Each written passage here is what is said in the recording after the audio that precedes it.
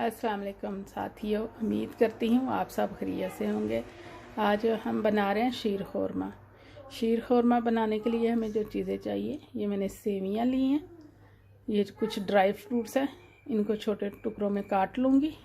इनको फ्राई करने के लिए मक्खन चाहिए, ये चीनी और दूध चाहिए।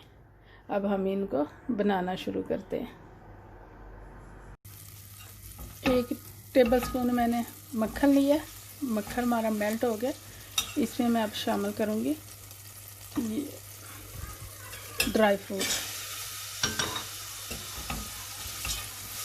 इनको हम 1 से 2 मिनट में हल्का सा फ्राई कर लेंगे।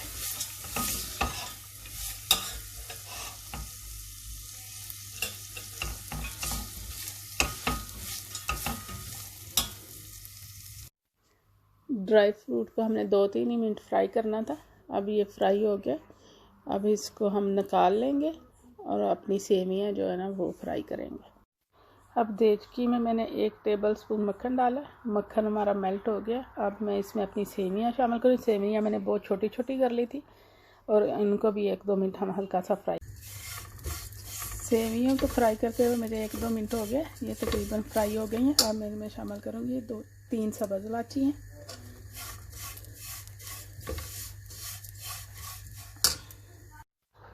अब मैं इसमें शामिल करूँगी दूध मैं इसमें तकरीबन 1.5 लीटर शामिल करूँगी। अब इनको चम्मच चलाते हुए हम गाढ़ा होने तक पकाएंगे।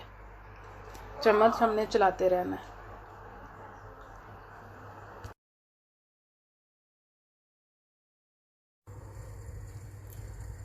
हल्की आंच पे इनको पकाते हुए मुझे तकरीबन 10 मिनट हो गए। अब ये तैयार होने वाली है। अब इसमें मैं शामिल करूँगी 1/2 कप मैंने ये चीनी ली है। आप अपने टेस्ट के हिसाब से, अगर ज़्यादा मीठा पसंद करते हैं तो ज़्यादा डाल लें, कम पसंद करते हैं तो कम डाल लें।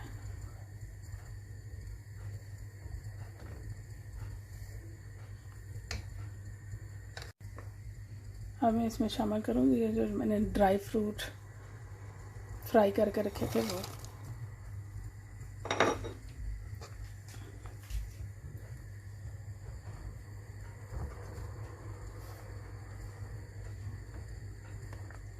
एक 2 मिनट और इसको पकाएंगे।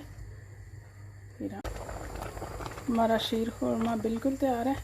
अब हम इसको डिश आउट करते हैं। हम इसको ज़्यादा थिक नहीं करेंगे।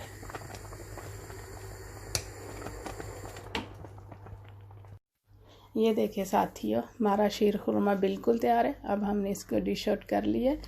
आप भी इस रेसिपी को ज़रूर ट्राई करें, बहुत मज़े का होता है। अगर आपको हमारी ये रेसिपी पसंद आए, हमारे पेज को लाइक करें, शेयर करें और सब्सक्राइब ज़रूर करें। इसके साथ ही हमें दें इजाज़त। इंशाल्लाह फिर मिलेंगे अगली रेसिपी के साथ। अल्लाह हाफिज़।